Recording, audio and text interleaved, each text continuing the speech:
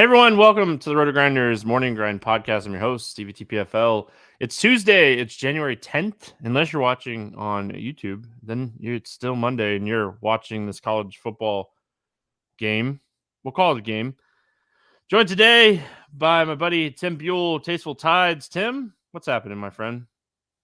Oh, not much. Just wanting some Monday night NBA action. I got some NHL action going on, and I'm pretty glad. I guess I didn't watch any of the college football games, so I hear that I made the right decision because I guess it's not a very good game.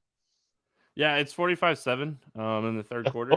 So hopefully everyone's just coming over and hanging out on YouTube now. You could leave that game on, mute it, and let us entertain you here for the next little while because the game's not close. And it's something. You get these games, and I mean, one team has to win, one team has to lose, and it's not close. That's for sure. So It's not legal for me to bet anything college props or DFS in the state that I live, so I don't follow college sports at all. All I heard was that TCU didn't belong in the game, and I guess the haters were correct.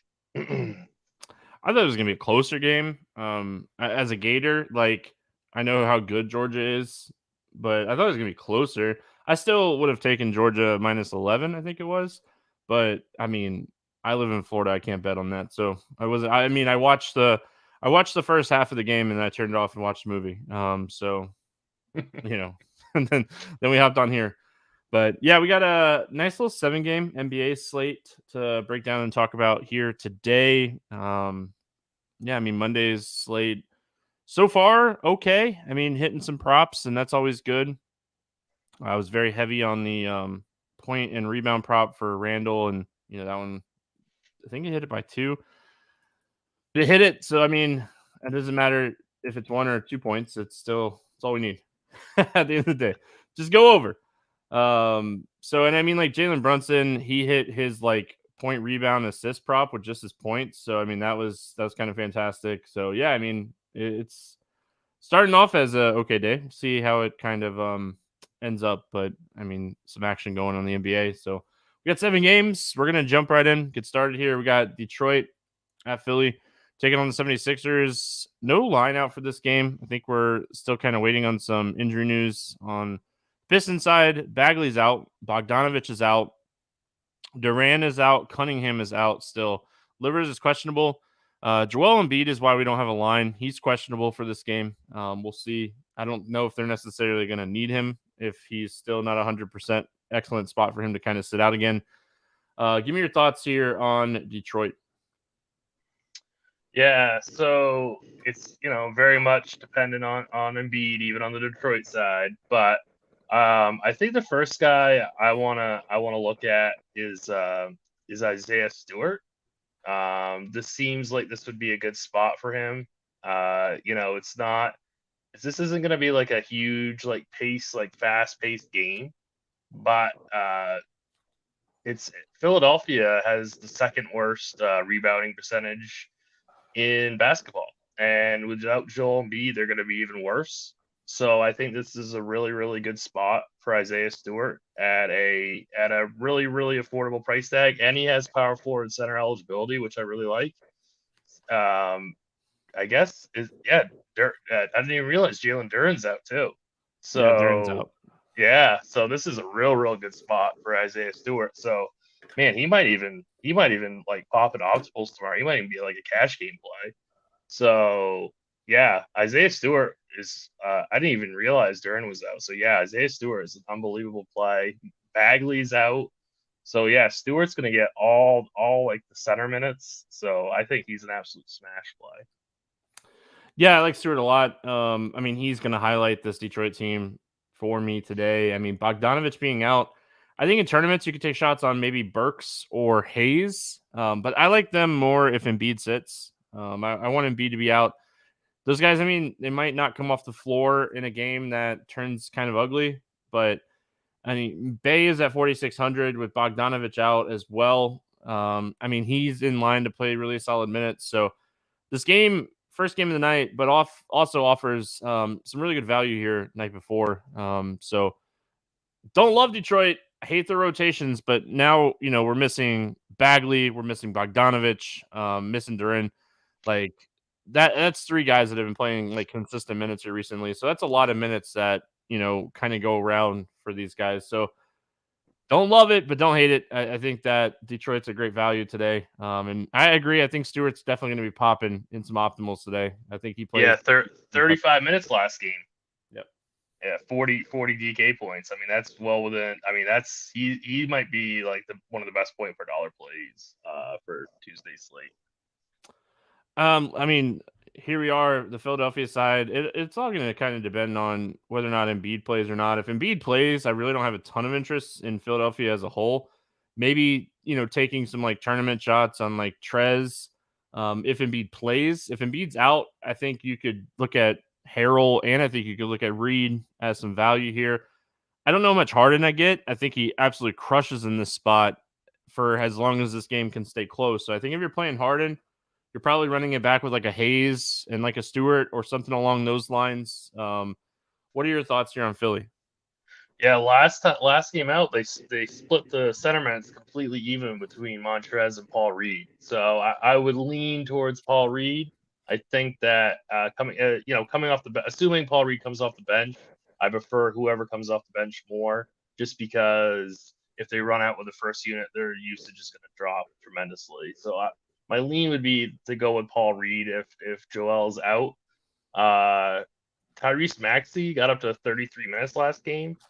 Assuming he's kind of pretty much off his minutes limit, like $7,200 seems like a really, really reasonable price tag. Like there is certainly a ceiling at that price. So I think that Harden might be more owned than Maxey, and I think Maxey would make for a really, really interesting tournament pivot, and he gets point guard, shooting guard eligibility, which is really valuable.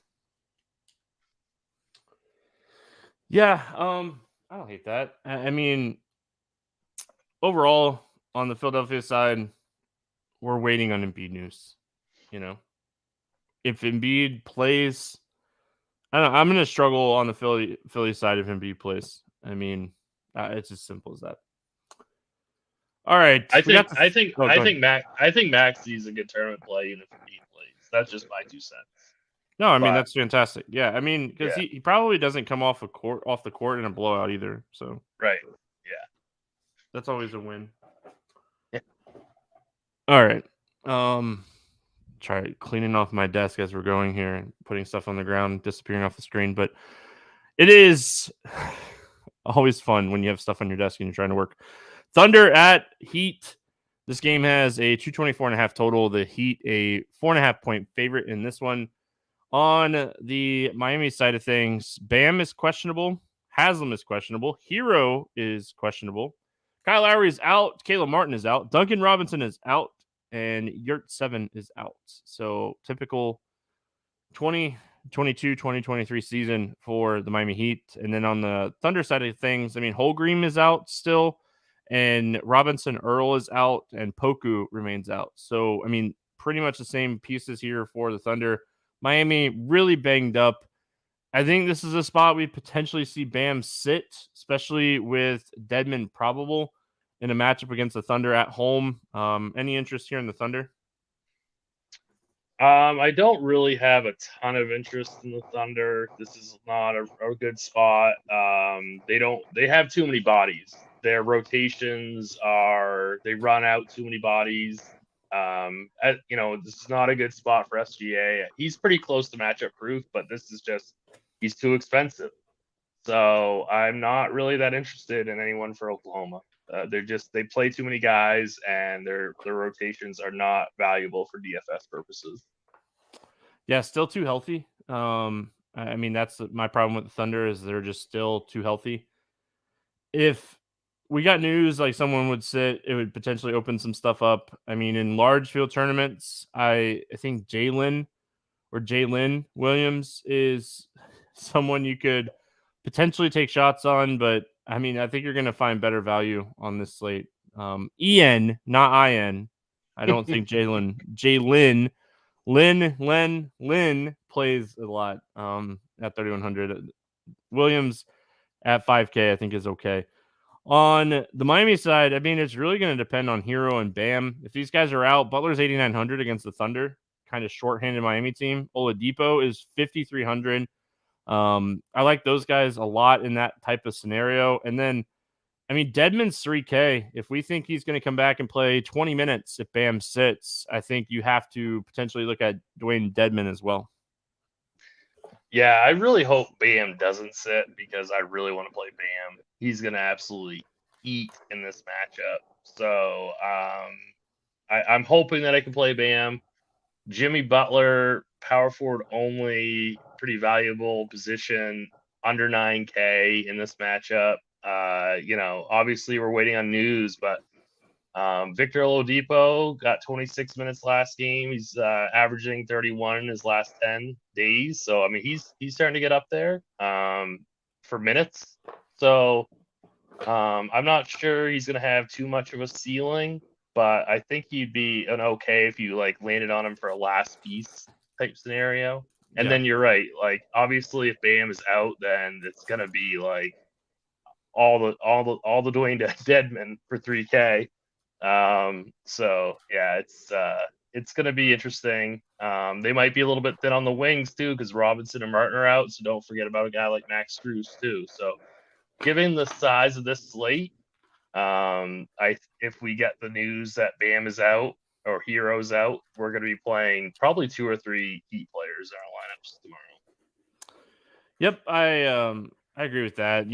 We're going to have to wait and see kind of thing, but I think the wait and see thing definitely with a 7:30 game could kind of shape what we're looking at here. Could be, if we get that news early enough, could be some potential good pivots off of the Detroit value in that first game. Tournament wise, I mean, I think Detroit, the minutes are going to be there for a few of those guys for sure. But I mean, Miami is really interesting if some people sit. If everyone plays, I mean, if Bam plays and Hero plays, I'm out. I have no interest in Miami in that scenario.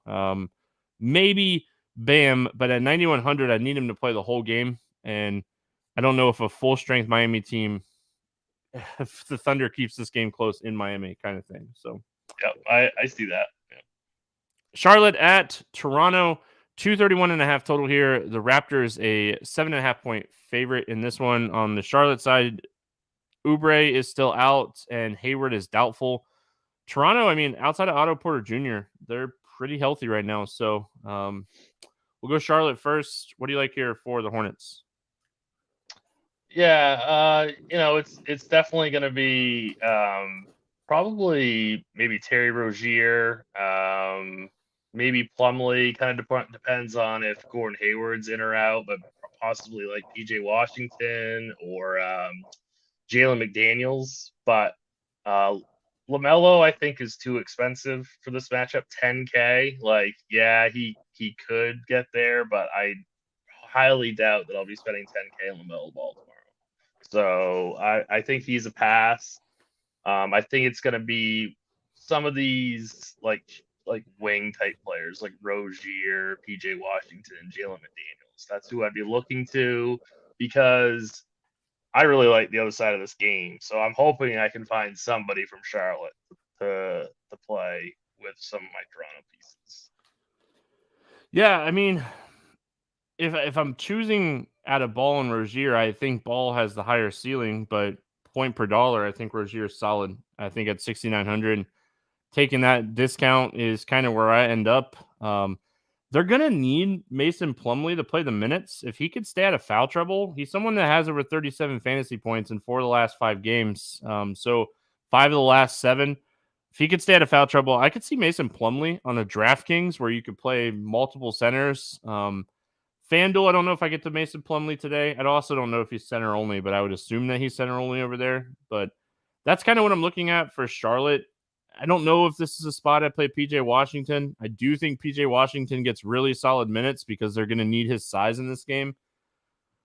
The Toronto side, I mean, everyone being healthy kind of stinks. Scotty Barnes has been like, he's been on another level here recently. He's shown some big time ceiling. He's getting a lot of like secondary defensive stats. Like, talk to me about Toronto. You seem way more excited about Toronto than me. I am, well, just because they play such tight rotations. So I mean, Yeah, that's true. they are healthy, but I mean, they're not like Oklahoma. I mean, these guys play 36, 38 minutes every single game. So if Charlotte could just keep this even somewhat close, these starters are going to be out there for a ton, and in one of the best matchups you could possibly ask for. Charlotte is eighth in pace, and they're one of the worst defensive teams. They're fifth worst in the NBA in defensive rating. So I mean, this is like a gold mine for fantasy points for Toronto. So like I said, though, you're going to want them to be able to keep it close. So I'd like to be able to run it back with somebody from Charlotte, but I'm not sure. But I mean, I love Pascal Siakam. I wish that he wasn't just center only, but still, I think that he's just an amazing spot. We've seen big men against Charlotte all year long just crush them. So Siakam's going to play 38, 40 minutes in this game, and he's the guy that I would definitely spend 10K on tomorrow. I mean, you know me. I have no problem playing a center against Charlotte. I talk about it every time they're on the slate. I could see Siakam just having a crush game here. Even if the game doesn't stay close, they tend to play these guys until that like 6 minute mark in the fourth. I mean, that's just the Toronto rotation, unless this game's way out of hand. But I think like if you're playing Siakam, you're looking at like a Rozier Plumlee kind of combination. I mean, you could do LaMelo and just hope that like the two studs in this game go bonkers, but it's going to take up a lot of salary cap, even on a 7-game slate. And I don't know if LaMelo is going to have the raw points unless he just has that like ceiling game. Because I mean, we do have like Luka, who's expected to play, right? I know he's questionable, but I think he's expected to play. Yeah, I think he's expected to come back. Yeah. So, I mean, the Cleveland Utah game is really interesting, and we'll talk about that when we get there. It's coming up next game, I think. So, yeah, I mean, overall, I think that you could potentially go Siakam Ball. I'm probably going like Siakam, Rozier, Plumlee, or like a PJ Washington type on the Charlotte side of this game. So moving on, we get to talk about this game. Cleveland at Utah. 227 total. The Cavs anywhere from 3 to 4 on most sports books. There's a 3, there's a 3.5, there's a 4. So kind of all over the board, but on that number. On the Cleveland side, Ricky Rubio remains out. Wade and Windler out as well. And then on the Jazz side, THT is out. Kelly Olynyk out with an ankle sprain. And then Colin Sexton remains out with the right hamstring. I mean, Sexton kind of knew. I mean, we knew that he was going to be out for a couple weeks. Olynyk is the big one here. That definitely opens up some value. Maybe a Kessler or something. We'll talk about that in a second. Let's go Cleveland first. Mitchell, this is a fantastic spot if this game could stay close. I mean, Utah is one of the best teams in the NBA to target against. They play at a pretty good pace. I think they're 11th in pace and they're 27th in defensive rating. What do we like here for Cleveland? Well, there's always the revenge narrative, right? They already played once this year. I mean, I guess they're going into Utah this time. Right. Yeah. So, yeah, I mean, Donovan Mitchell's too expensive on paper. I can see it if you really wanted to do it in large field GPPs, but I want to attack Utah in the interior. So I love getting to like a guy like Evan Mobley or Jared Allen. Jared Allen's like seems just way too cheap, 6,200. Problem is that center is just always such a valuable position, and we've already talked about like a couple centers already. But Jared Allen is just way too cheap. So I think he would be my favorite, followed by Mobley, and then I guess like a Mitchell in a real large field setting. Yeah, I mean, I think Mobley or Allen at their prices is just too cheap. I think this is a spot like one of these two guys has a ceiling game. I don't know how much I play them together. I really like this spot for Allen. I think that with Olynyk out, Yeah, like if it's going, assuming that it would be like a Kessler, like this seems like a great spot for Allen to have just kind of a ceiling type game. So like Allen at 6,200. Tough to pay this price for Mitchell at 96, but I could definitely see him having a good game if this game stays close. So I think if you're playing Mitchell, you're trying to run it back with like a Clarkson or a Marketing, type of game stack because you're really going to need someone to show up for Utah and do well for Mitchell just to get the fourth quarter. Really, Utah side of this game, Cleveland's the worst team to target against. It's just they play at the one of the slowest. They play at the slowest pace in their first and defensive rating. Like it's Yeah. finally gotten to that point. Like it's been trending that way for weeks, but now it is finally there. Like Cleveland plays at the slowest pace, and they have the number one defensive rating. They're a very tough team to target against. Outside of a stack, Tim, am I missing something here? Like I know we're going to get some value with either a Vanderbilt or Kessler, whoever kind of starts in this game. But I mean, it's not even like because Olynyk was just recently out. It's not even like these guys are extremely cheap. You're not missing anything. Like they're not gonna be popping in optimals. They're gonna need Vanderbilt size. They're gonna need Kessler's size. The problem with Kessler is that he's center only, and we already named like 5 centers in 4 games that we've broken down. So yeah, they're gonna need him though, and he's only 4,700. I just doubt that at the end of the day, Kessler is going to be in an optimal GPP winning lineup. So I would probably just have to pass on Kessler, even if he's going to be playing heavier minutes.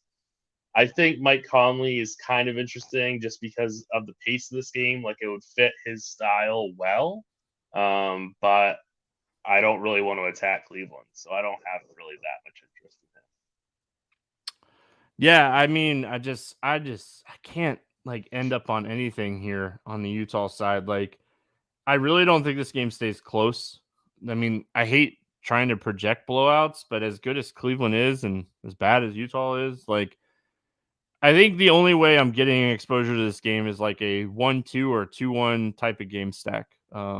Same thing I know. I just in my head. Even if this game does stay close, they're priced high enough. Like Marketing's high enough, Clarkson's high enough, Conley's high. Like they're all priced high enough that they might not reach like GPP winning upside even in a close game. So I highly doubt we'll be getting any Utah. All right, we got Phoenix at Golden State. No total in this game. We do already have some news for this one. Steph Curry is questionable. JaMychal Green is out. Andre Iguodala is probable. I don't know how much he'll actually play, but he's probable. Kuminga is out, and Wiseman is out. And on the Phoenix side, they're really banged up right now. Ayton's questionable with an ankle sprain. Booker is out. Torrey Craig has an ankle sprain. He's questionable. Cameron Johnson, Cameron Payne, both out. Chris Paul out, and Shamet questionable. Like we might see some G Leaguers here. There's no line out for this game, but I mean, I'm expecting it to be double digits Golden State way when we do get a line for this game. Let's talk Phoenix. It's almost impossible to talk about Phoenix until we know if Ayton is going to play.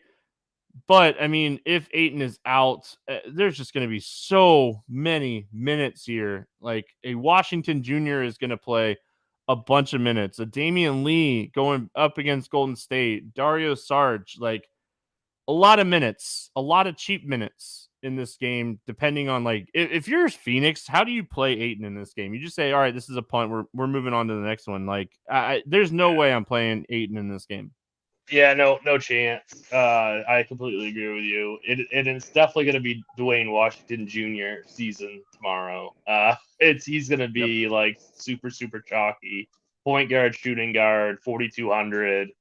Going to play probably all the minutes he can handle, even in a blowout. Like, how could they even take him off the court? So he is probably going to be your 60% cash game or 60%, in GPPs, cash game lock.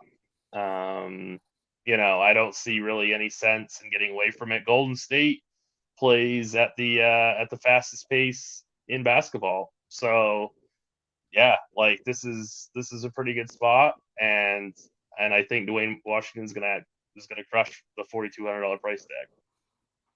I like him and Lee a lot. Damian Lee, 3,400. He's gonna need to play a lot of minutes in this game, especially like if Shamit gets rolled out as well. Like, I mean, if Aiton's out, ton of interest in Sarge. If Shamit gets ruled out, ton of interest in Lee. Regardless, I have interest in Washington. I mean, he's just gonna play as many minutes as he can handle here. If Shamit plays at 5K, this might be a game he gets up like 15 to 20 shots. So it could potentially be an interesting pivot. And Bridges is going to shoot a lot in this game as well. At 6,200, I mean, he's probably one of the first guys off the court if this game gets ugly. I mean, that's my only concern with Bridges. And don't forget about guys like Jocelyn Dale too, who might be like a pivot away from Dwayne Dedman, who's in like an earlier game, and if like we don't know if Aiton's playing at 10 o'clock Eastern time, you might want to hold out and see if you can get like a Phoenix center instead, because they're going to be really, really, really short on bodies. So this might be worth like holding out for. All right, the Golden State side. I mean, especially if Curry comes back, everyone healthy here. I mean, Wiggins is back now. Like these prices are priced like Wiggins and Curry's out. I struggle to get any exposure in this game to Golden State outside of maybe like. See, I don't even know if I can go like DiVincenzo with everyone back. Maybe Anthony Lamb just getting garbage time run as well. Like I struggle with Golden State here. I feel like we won't be playing a lot of Golden State tomorrow. I think Curry's going to be coming back. I think Clay will be back. I think that they're going to be getting healthy, and it's just not. I don't think this is a good spot. I mean, it's a good spot, but they're just too healthy, and there's no standout salaries that I want to that really stick out. So, uh, I kind of like your call though, for a large field setting to kind of figure out like a Ty Jerome or a Lamb, like somebody who plays in like a massive blowout. I think that would be interesting for like a 150 setting, but not something that I'll be touching for like a single entry type format. All right, we got Orlando at Portland. No total for this game. I mean, okay, I say no total. One book has this game up as Portland minus 7.5 at a 230 total. So there you go. Orlando's on the second end of a back-to-back. Portland will be without Little and Winslow, but Nurkic and Gary Payton both probable. The Orlando Magic, good luck figuring out who we're looking at in and out here, especially on the second end of a back-to-back. The rotations are kind of weird right now. What are your thoughts on Orlando? Yeah, like you said, this is the second night of a back-to-back, so there could be some funny business going on, and hopefully we get that news soon, like before that 7:30 window Eastern time, because I would like to get exposure to this game. I would love to play like a Bonchero or a Wagner or Carter Jr. Like this is like a pretty decent game environment. But like you said, the rotations are a little wonky and there's not any like standout plays. I think Bol is coming back. I'm not sure about that. I think he's supposed he to be has back. So maybe they sit Wendell Carter Jr. on the second end of the back-to-back. Yeah, that's what I'm kind of thinking, because Bol has cleared safety protocols, so he should be back. I would think that there's a possibility that they sit Wendell Carter Jr. Maybe that brings Mo Wagner into play, but it's just I want to get exposure to this game, so hopefully we'll get some kind of news, because this is a pretty decent. I think this is a pretty decent game environment. Yeah, I mean, I hope we get some news as well. We might not get it until like 4 or 5 Eastern, a couple hours before lock. But I think if I had to guess here, Orlando sits Wendell Carter Jr. at least in this game. at least. I mean, that game's still, I think it's in the first half still. So I'll probably be turning it on once we get done. But I mean, with Anthony healthy now as well, there's a lot of mouths to feed. So unless people start getting ruled out for Orlando, it's really tough. And then on the Portland side, I mean, this is a fantastic spot for Dame. Like, if Yes. Orlando can keep this game close, Dame can have a field day here. Orlando is terrible at defending the three. Worst team in the NBA over the last week defending the three. Small sample size. I think they're fifth overall. But I mean, even if you look at just like tonight's game, Herder has a couple, Lyles has a couple. I mean, they just get shredded from the 3-point line. Watching on my couch all the time, and I'm like, what are they doing? But anyway, I like Dame a lot. Maybe this is a spot. If Josh Hart was cheaper, I could get to him. But I mean, the problem with Portland overall is they're just really expensive. Outside of maybe Dame, like, getting Damian Lillard under 10K is always nice. I was gonna say, it feels like to me like Dame is too cheap for this spot. Under 10K, 9,500.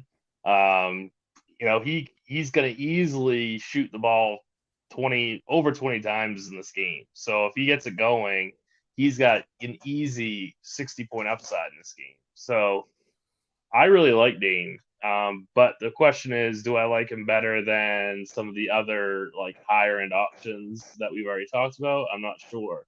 I mean, I still have my eyes kind of on Siakam. If we get some kind of that, Jimmy Butler or Bam, depending on the Miami news, I don't know. But Dame is close, and if he's going to be lower owned, then I think he's your tournament play over those guys.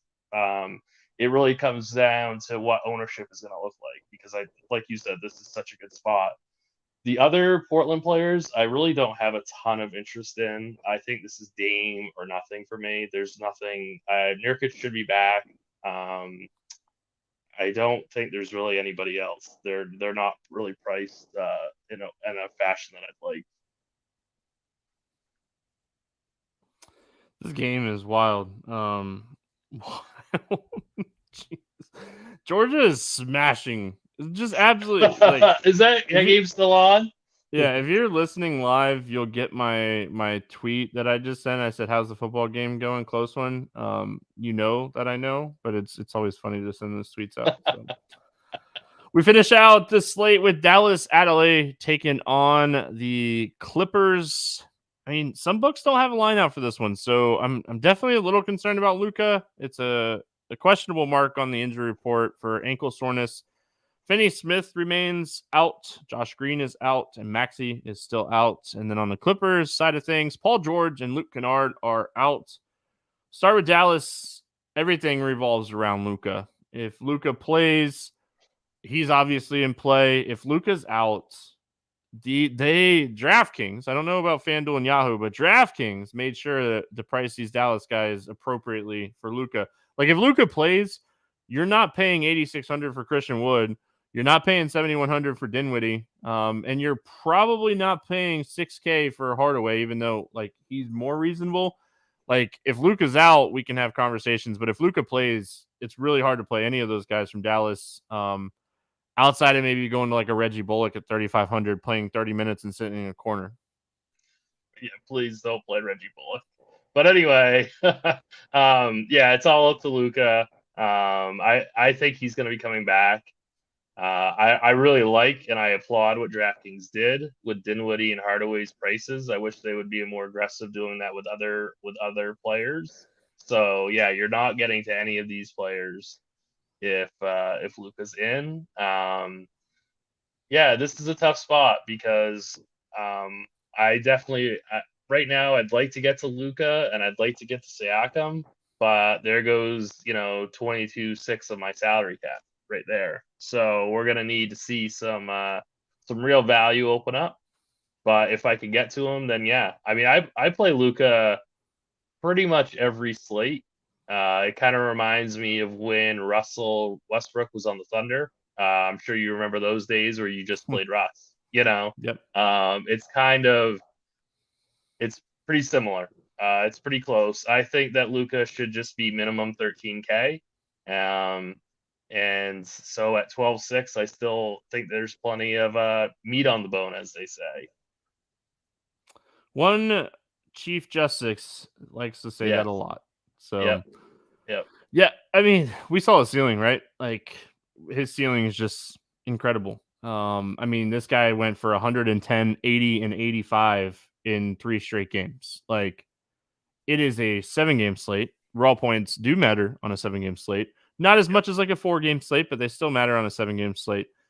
If Yep. Luka's good to go, he is the top play on the slate. Every slate. Well, what I've noticed the last few times I've played him when he's only gone for, 65, 66 is that he's not even really particularly playing that well. And he's putting up Yeah. it's almost like over 60 is his floor, barring like an injury, you know? So when I feel like that's your floor, I can't help but to roster him. So I mean it's just one of those you just jam him in. And I'm sure that, by the time 10:30 Eastern rolls around, we'll have some value that'll be easier to do. I mean, there's a ton of value on this slate. Like, without Yeah, news yet, there's a ton of value on right. this Yeah, slate. I mean, So, Phoenix is going to be a ton. Detroit, I mean, Yeah, yeah, like Detroit. there's a Yeah, ton of value on this slate. So, yeah. Clippers side of this game, I mean, the one thing that Dallas has really struggled with this season is wing players. If we think Kawhi is going to get 35 plus minutes and put up 20 plus shots with no Paul George, he's the excellent run back option to Luka. I actually, outside of him, I struggle. I mean, I think you take shots here, but I think Kawhi is like the main play. Maybe I'm looking at like a Norman Powell or something, but I think we're going to have better value in other games. And I just play the 2 studs here. Let them, take me to the promised land at the end of the night. Yeah, Dallas plays at the second slowest pace in the whole league. So this is not you don't really we very, very, very rarely want to stream players against Dallas. So I just don't think that there's any reason to roster them. I'm not seeing it. I don't think it's going to be there. Yeah, like I said, I like Kawhi. Like if I'm playing Luka, I like Kawhi. If Luka's out, I still like Kawhi because I'm still going to get some exposure to Dallas if Luka sits. So definitely an interesting game to kind of finish out the slate. But I mean, this slate's fun. Lot of potential here. Yesterday on the podcast, I was so thrown off by that Boston Celtics Chicago Bulls total, and I just saw that it like went way under. So it's good to be right every once in a while. But it really threw me off yesterday. All right, favorite play, morning grind game, DraftKings pricing and scoring. Favorite play under 5,000 to go 7x today. We have a few. Who do you got today? Dwayne Washington is the cheat code. So and then Isaiah Stewart. Actually, is Stewart under 5K? No, he's 51. Oh, all right. So Dwayne Washington's the easy one. Yep. I mean, Washington, yeah, he should have no problem hitting that. I I'm going to go off the board. I originally had this as my let's get rid GPP play today, but I'm gonna switch it up. I'm gonna go way off the board here. I'm gonna go Anthony Lamb, Golden State Warriors, 4,500, and I think he gets 7x today. Over 8K to go under 5x. Who's your bust at the top today? A lot of great options up here today. LaMelo. Like that one, no issues with that. I'm gonna go James Harden. I just don't think this game stays close enough for him to get the full minutes. And if it does, then he probably crushes. So I'm going off of I don't think he gets his full minutes in this game. Favorite 6x play today. Who do you got? I'm gonna go Pascal Siakam. I like that. I do. I like that one. Gosh, man. I think I'm going to go Allen. Jared Allen, 6,200. Oh yeah, that's a really good he one. smashes Utah in this spot. I think this is like a 2015 game for him. So that should get him over his fantasy 6x. So I like Allen a lot. Let's get weird. GPP play of the day. Who do you got today?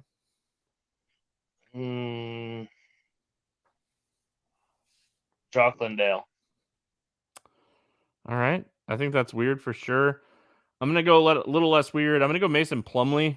I think at 6K, he'll go really low owned on this slate. I think they're going to need his size in this one. He plays 30, 35 minutes. He's been a really good point per minute producer. So even in a tougher matchup here against Toronto, I'm going to go Mason Plumlee as my let's get weird GPP play of the day. Any bets, props, anything standing out to you here night before? Do we have a line on Charlotte Toronto? I can't remember. Let's see. Yes, it's 231.5. Raptors 7.5. I would go. I like Toronto to cover the 7.5. All right. I'm definitely going to be looking at Allen's point and rebound total for today. It's not up yet.